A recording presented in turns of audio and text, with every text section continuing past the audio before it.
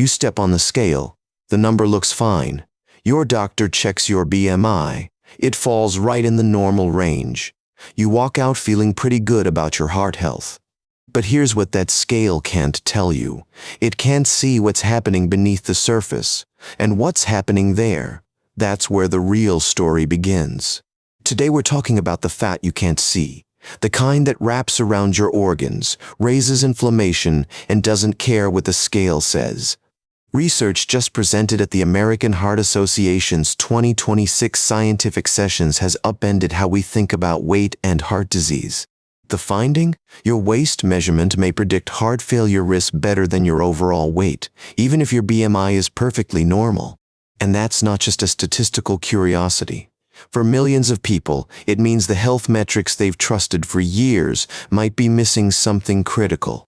Let's back up for a second. BMI, body mass index, has been the standard way doctors assess weight-related health risks for decades.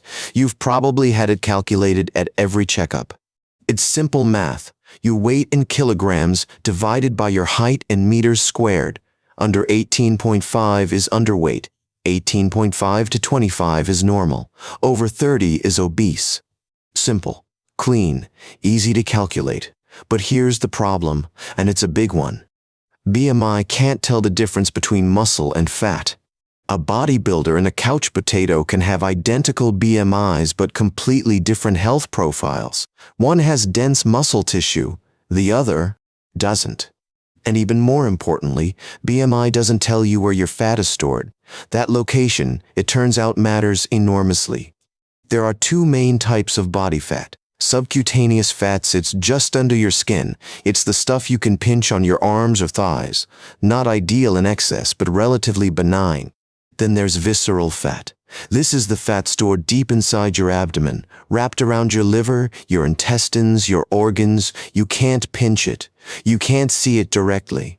But it's there, and it behaves very differently from the fat under your skin. Visceral fat is metabolically active. It's essentially an organ itself, pumping out hormones and inflammatory compounds that can damage blood vessels and promote insulin resistance. This is why researchers have long suspected that where you carry fat matters more than how much you carry. The new study finally puts numbers to that suspicion. The study followed nearly 2,000 African American adults from Jackson, Mississippi, over a median of 6.9 years, tracking their body composition and heart outcomes. And what they found was striking. Higher levels of visceral belly fat were more closely tied to heart failure risk than overall body weight, even in people whose BMI fell in the normal range. I want you to sit with that for a second. Normal BMI. Healthy weight by every standard measure, but still carrying dangerous fat around the organs. Researchers have a name for this: normal weight obesity. It's the condition of having a healthy BMI but high body fat percentage and low muscle mass. As the American Heart Association researchers put it, quote, "It's possible to have a healthy BMI yet still carry a risky amount of fat in the abdomen." The study didn't just identify the risk, it started to explain why. About 1/4 to 1/3 of the link between abdominal fat and heart failure appears to be driven by systemic inflammation. That inflammatory response, triggered by visceral fat, damages blood vessels over time, stresses the heart, and creates conditions ripe for heart failure to develop. Now, heart failure doesn't mean your heart stops beating. It means your heart can't pump blood as efficiently as it should. Fluid backs up. You get short of breath. You feel exhausted. It's a progressive condition that affects millions. And while we've known obesity as a risk factor, this research suggests we've been measuring the wrong thing. The study's authors argue that measuring waist size may provide a better way to identify people at higher heart failure risk than relying on BMI alone. And that's a significant shift. For decades, BMI has been baked into clinical guidelines, insurance assessments, and public health messaging. It's everywhere. Some researchers still defend BMI. It's simple. It's free. It requires no special equipment, just a scale and a tape measure for height. That accessibility has value. But more experts are pushing for waist circumference or waist-to-hip ratio to become standard clinical measurements alongside BMI, not instead of it. The evidence is stacking up. This isn't the first study to find that waist measurements matter, but it's among the most specific about the mechanism, pointing directly to inflammation as the link. And it focused specifically on heart failure, not just heart disease in general, which is important because heart failure is often under-recognized until it becomes severe. So if BMI has been giving some people false reassurance, what should they actually be measuring? Let's talk about what the research suggests. First, waist circumference. It's simple to measure at home. Place a tape measure around your bare abdomen, just above your hip bone, after exhaling normally. For men, research suggests a waist over 40 inches signals elevated risk. For women, that threshold is 35 inches.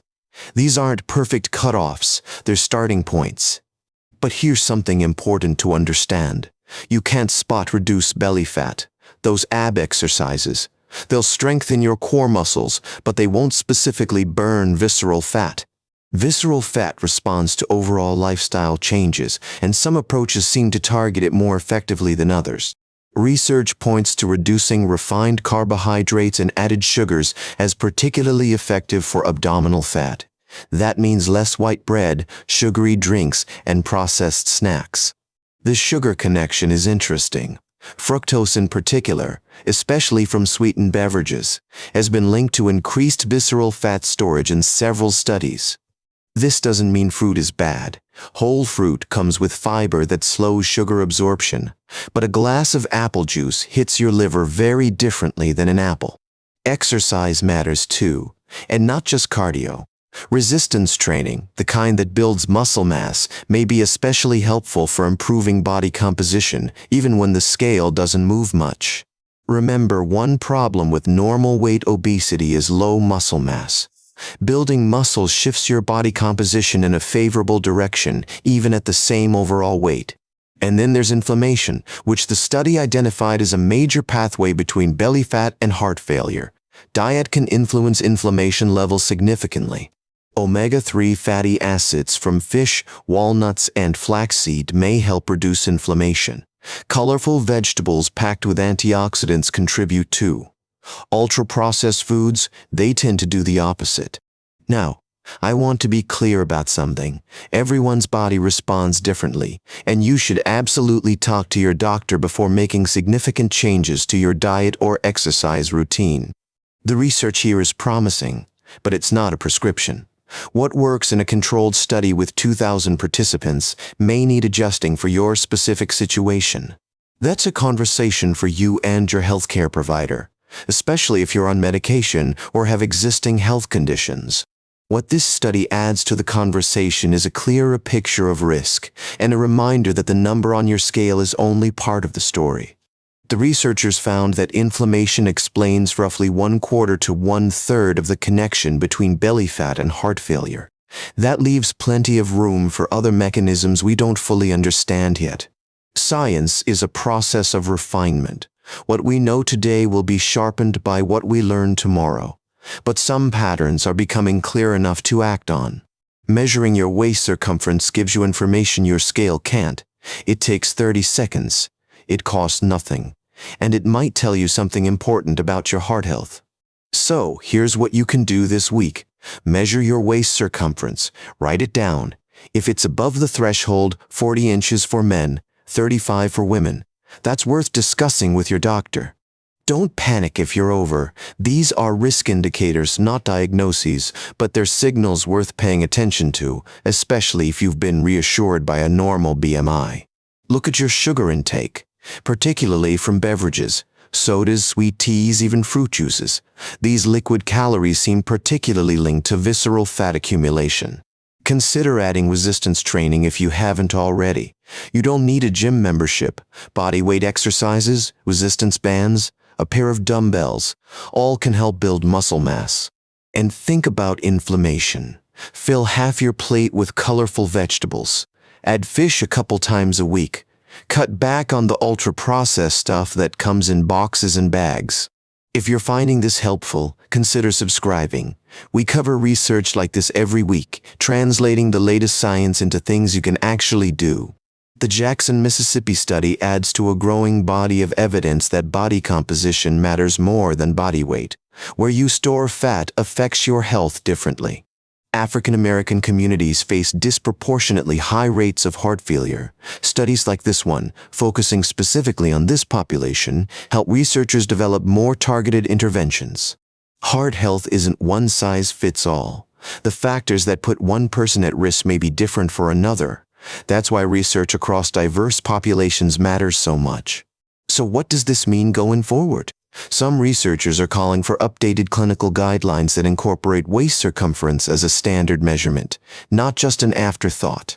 Others suggest body composition testing, like DEXA scans that distinguish fat from muscle, should become more accessible and affordable for routine screening. Until then, the tape measure remains the most practical tool most of us have. It's low-tech, but it captures something important that your scale completely misses. The bottom line from this research: BMI has blind spots. Real ones. People with normal BMI can still carry dangerous visceral fat, and that fat drives inflammation that damages the heart. The good news? This kind of fat responds to lifestyle changes. Diet adjustments, exercise, stress management, sleep, the fundamentals we keep coming back to on this show. None of it is magic. There's no single supplement or workout that targets visceral fat specifically. It's the accumulated effect of many small choices sustained over time. Your grandmother probably didn't know about visceral fat or inflammatory markers, but she knew something about moderation, about home-cooked meals, about moving your body every day. Sometimes the most sophisticated research confirms what simpler generations understood intuitively. Balance matters, consistency matters, and the body keeps its own kind of score. That's the story of belly fat and heart health, why where you carry weight may matter more than how much you carry and what you can do about it. Remember, this content is for informational purposes only.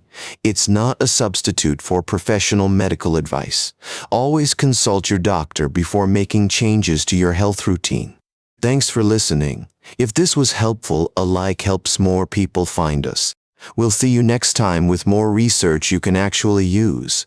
Take care of yourselves, and maybe measure that waist circumference this week. You might learn something your scale never told you.